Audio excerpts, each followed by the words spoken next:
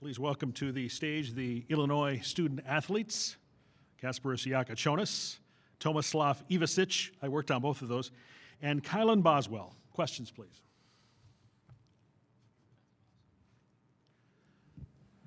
Hi, Rich Rovito, Associated Press. How do you guys prepare for a team? I know it's all on short notice coming out of the conference tournament seasons and all that, but when you don't know your opponent until kind of last minute here, does that create any preparation problems for you guys? No, not really. Last night we were watching the game, tuned in. Today we went over to scout a lot. I think that's the biggest thing going into tournaments for us younger guys too, making sure we're locked in a scout. But that's probably the biggest thing. Yeah, I think it's during the week when we didn't know the opponent yet, we just focused on us, on our team, on what we can do better. So yeah.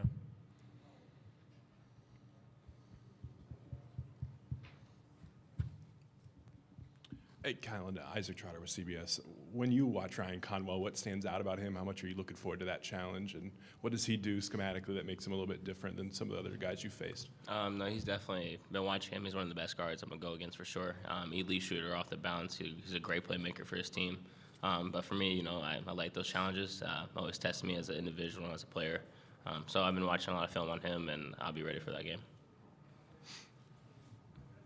Hi, guys. I'd like to invite all of you to answer. Steve Greenberg from the Chicago Sun-Times. Brad has said many times, not just this year, but over the years, that the opportunity to go back and practice for a few days when things aren't necessarily going great is the best thing for his teams.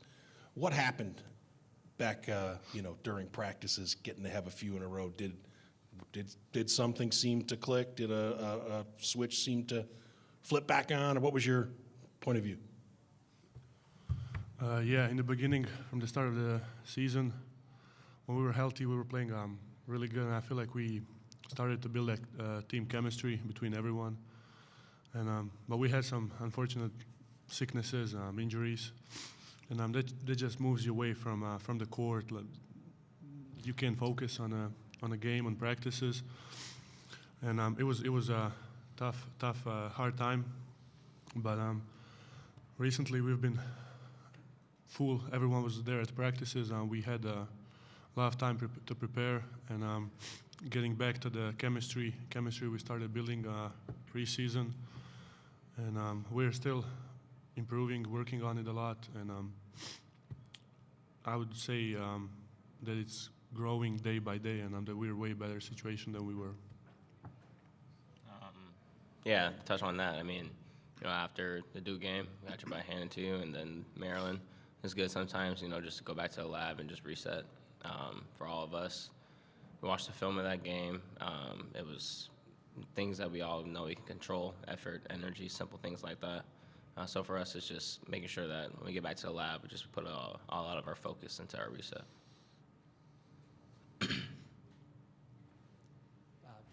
Hi guys, Alec Bussey of 24/7 for KJ and Tomislav. Either of you guys have played in the NCAA tournament. How much did you guys grow up overseas watching it, and how familiar are you with the way things go in this type of event? Yeah, me personally, I didn't watch any of college basketball when I was younger. I started watching like a few years ago, and March Madness was the only games that I was watching.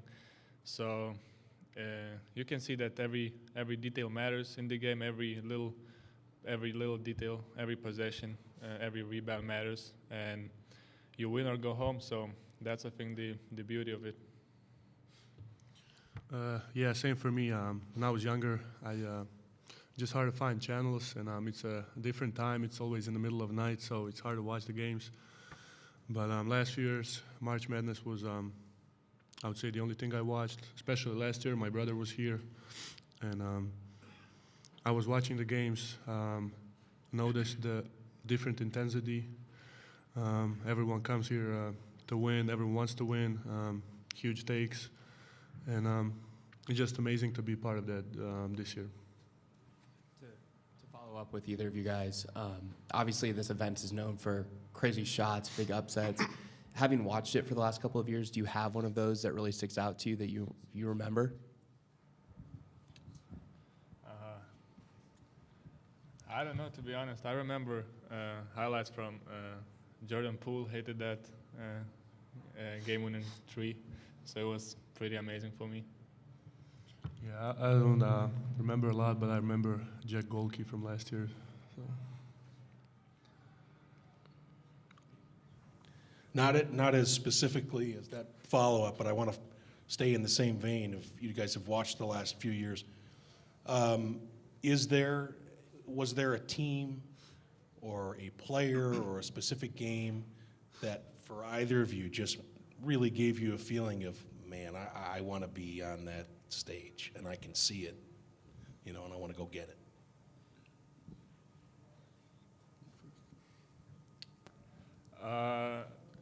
To be honest, not really for me. Like, not a special player like gave me some more motivation, but I think just the team feeling and how teams were happy after every win, even if it was first game, second game, going to Sweet 16, Elite 8. So I think the team celebrations was the most what I wanted to experience, what I want to experience.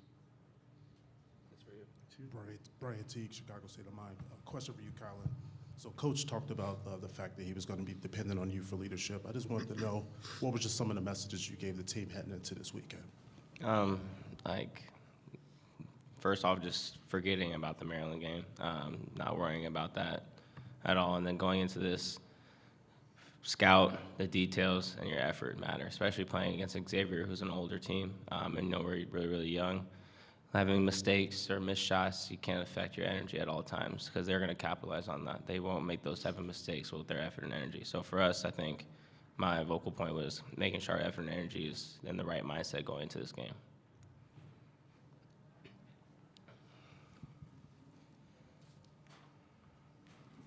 For KJ, you've had great games. You've had games that weren't as great. I mean, you yourself individually.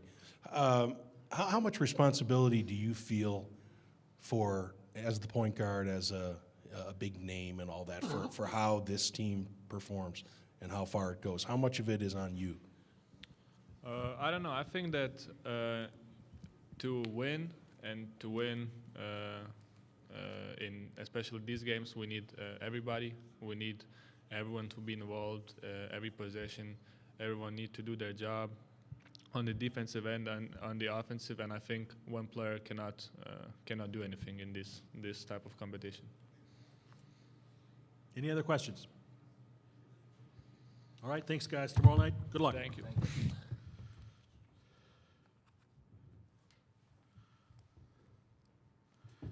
Illinois head coach Brad Underwood will be here approximately 3:05.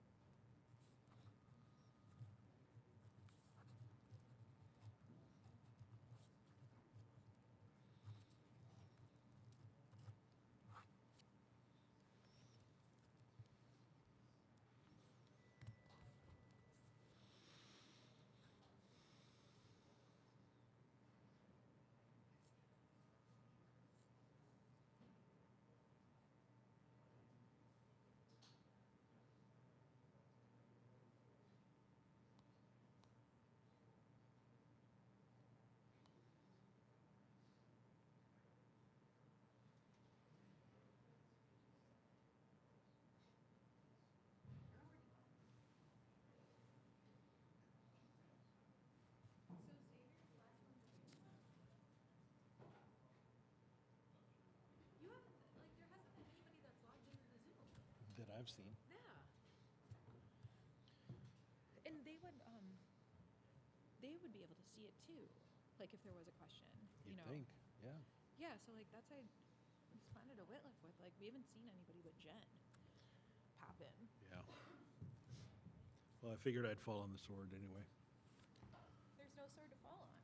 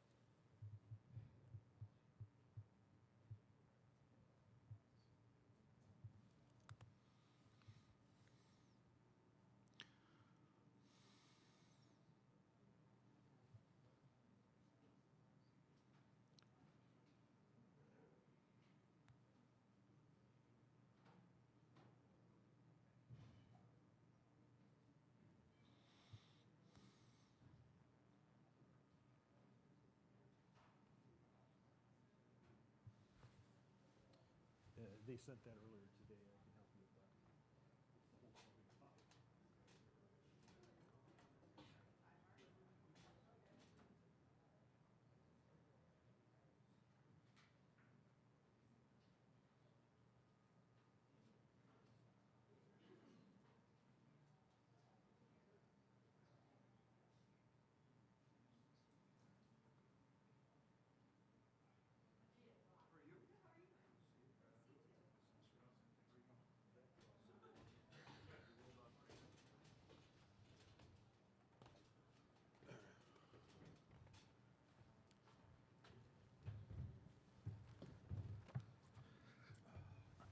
Joined by Illinois head coach Brad Underwood. Questions, please.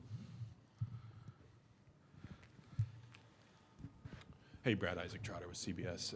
How important is transition defense going to be in a game like this when they can get up and get going? Yeah, it's one of the things that they do exceptionally well. I think we've seen a couple of teams in our conference, Wisconsin, Iowa, that are both very, very similar in terms of, especially after a make, putting a ton of pressure on your defense, and they shoot the first open three, and so it's very, very important that happens, and we're very conscious of their guys running and their guys pushing.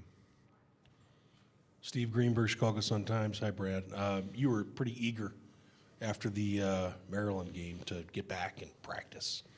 How many did you have? What were they like? And how did it leave you feeling? What day did we lose? Friday? Thursday, Friday. Friday. Off Saturday, practiced Sunday, Monday. Very good, very hard, very intense.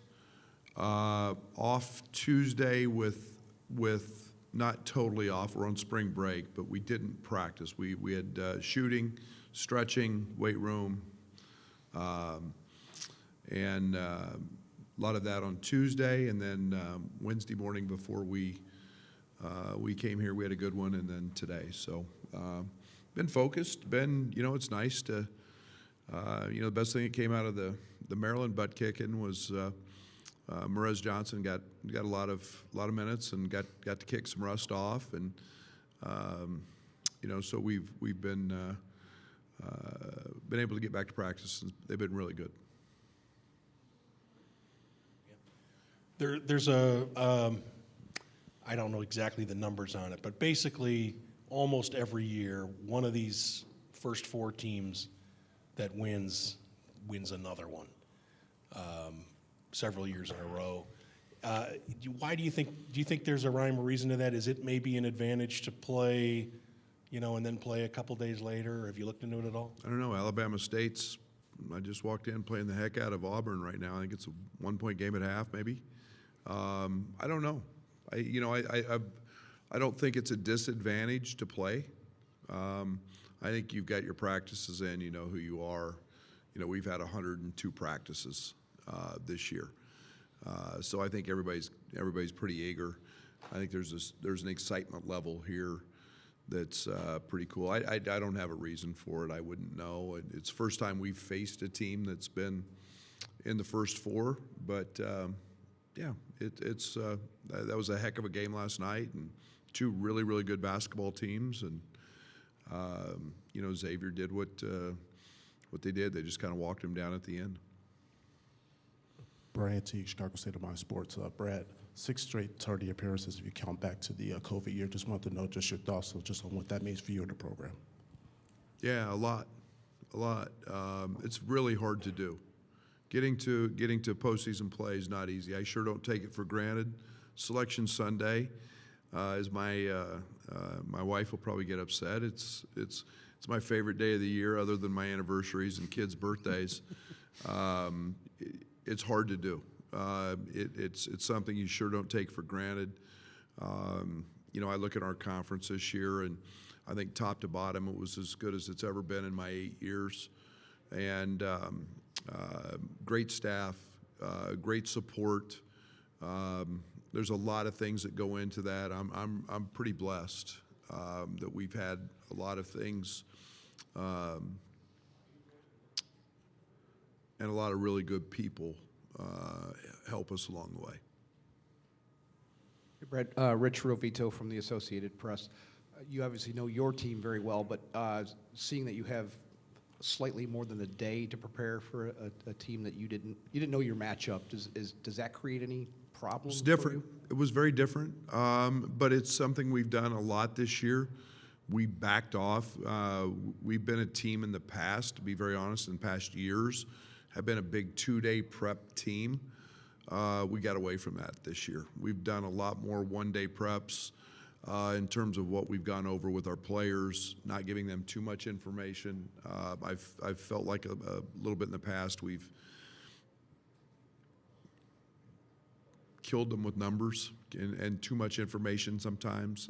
So we backed off that. So it's not tremendously different. The one thing that it forced our coaching staff to do, and what we did was, you know, I've watched 3 or 4 games on both, and then we tried to find similarities that we could talk about in practice and work on it from that standpoint. And you know, I'd be lying if I said that we didn't cover a little bit of Texas and a little bit of Xavier's stuff in practice. We just never told our guys what was what. We just covered their actions.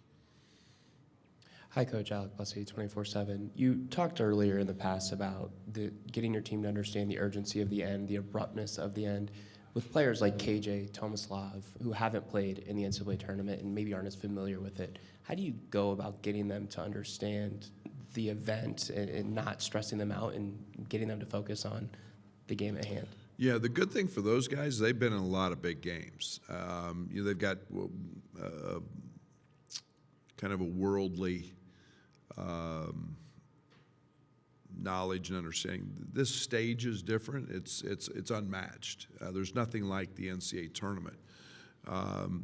But it's still basketball, and you've got to go out and play the game, and you've got to compete. And the one thing that I've tried to, you know, reiterate to these guys is the other team is going to compete just as hard as you do, and try to do it a little bit harder, and you just can't let that happen. And you know, it's the beauty of this tournament. You know, it's you're a little bit off and you go home. Everybody's good. Every opponent's a challenge, and you've got to go play well. And you know, I think our guys understand that. I think it's why we've tried to play the best schedule that we can possibly put together. So these guys are hardened a little bit. We've been on big stages, and you know, we've been pretty solid in that. So I think we'll rise to that challenge. Right here. There were enough good games, great segments of games from Will Riley late in the season that it made me think, wow, he's somebody to watch for the tournament. Is that how you, I do you have agree. something in you? thinking 100%. This guy could just be the. 100%. He's gifted. He's got a gift.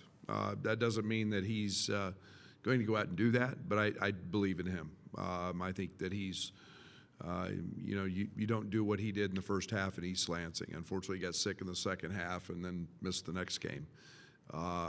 He's had some unbelievable moments. He's become a guy that we truly believe gives us that third facilitator, along with KJ, and maybe a fourth with, because Tommy's been so big for us. But he's making great decisions. I call him slippery. He's just slippery. He gets where he wants to go. He forces help, and he's making great decisions and elevating his teammates. And he shoots it from three. He scores it at the rim. He scores it off the bounce. He's got a lot of tools, and I truly hope that you're right, and that I'm right as well, because I really have a feeling that he could be a huge player in this tournament. Anything else for Coach? Thank you. Thank you. Good luck tomorrow night. Appreciate it. We'll have the Xavier student athletes around 3:35.